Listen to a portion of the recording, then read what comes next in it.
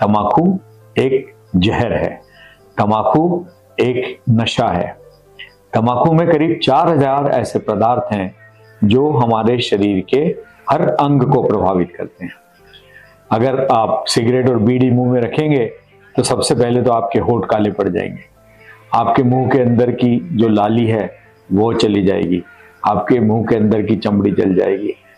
जहां हम तम्बाकू रख रहे हैं, जहां हम सिगरेट बीड़ी रख रहे हैं, वहीं से उसका दुष्प्रभाव चालू हो जाता है और फिर वो दूहा 4000 केमिकल के साथ हमारे शरीर के अंदर प्रवेश करता है। यह बॉडी के हर हिस्से में जाता है और ये केमिकल शरीर के हर अंग को प्रभावित करते हैं। सबसे ज्यादा प्रभाव इसका मुंह के हिस्से में पड़ता है, गले में पड़ता है। इसलिए हमारे देश में गले का कैंसर सबसे कॉमन कैंसर है। दुनिया में सबसे ज्यादा गले का कैंसर हमारे देश में ही होता है और उसका कारण सिर्फ और सिर्फ तम्बाकू है।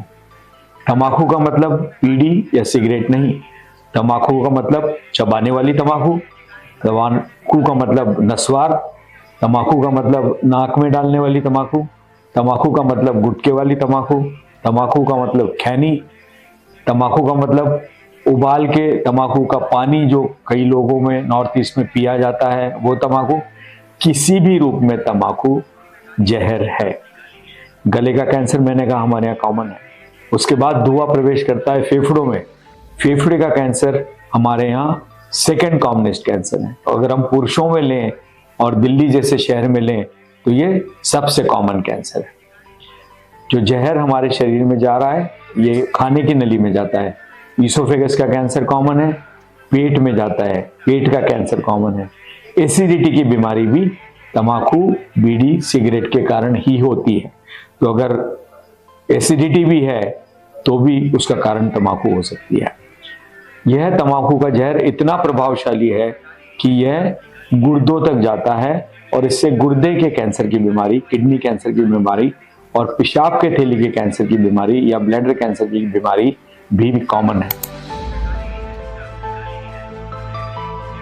अगर आप सिगरेट बीड़ी या तम्बाकू छोड़ना चाहते हैं तो सबसे पहले आपको यह ध्यान रखना है कि आप अपनी उस संगत को छोड़ दें जिसके साथ आप बैठकर तम्बाकू और सिगरेट का सेवन कर रहे हैं।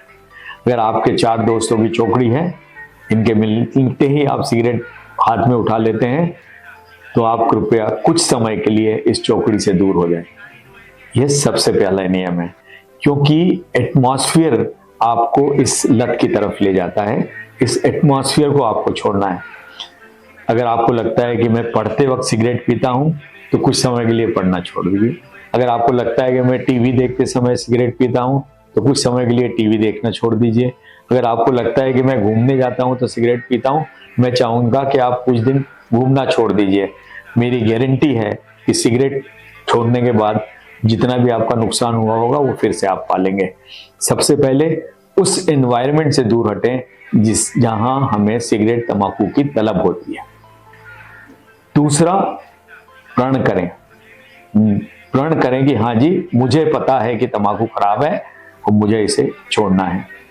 चाहे तो आप अपने कमरे में बड़े अक्षर से लिख लें कि मैं तम्बाकू अब नहीं पीऊंगा, मुझे पता है ये जहर है। अगर आपके टेबल के सामने ये लिखा रहेगा और आप इसे रोज देखते रहेंगे, जरूर आपकी अंतरात्मा जागृत होगी और आप तम्बाकू सिगरेट छोड़ेंगे। इस जहर से दूर रहना आपकी उम्र के लिए, आपके स्वास्थ्य के लिए बहुत जरूरी है। तम्बाकू सिगरेट छोड़ने का एक और तरीका है, वो ये है कि तम्बाकू सिगरेट जब आप मुंह में रखते हैं तो आपको एक स्वाद की, एक किसी तरह की मुंह चलाने की आपको आदत हो जाती है। उससे दूर रहने का तरीका है कि आप मुंह में सौंफ या लौंग डालने की कोशिश करें। मुंह में जेब में लौंग रखें, सौंफ रखें और मुंह में बार बार सौंफ या लौंग डाल के रखें। उसका भी जो लौंग और सौंफ का स्वाद मुंह में बार बार रहेगा तो आपकी तम्बाकू बीड़ी सिगरेट की तलब कम हो सकती है। आप इस नुस्खे को भी आजमा सकते हैं। कुछ दवाइयां भी हैं, कुछ पाउच भी हैं, मगर मैं चाहूंगा कि उस तक हम ना पहुंचे।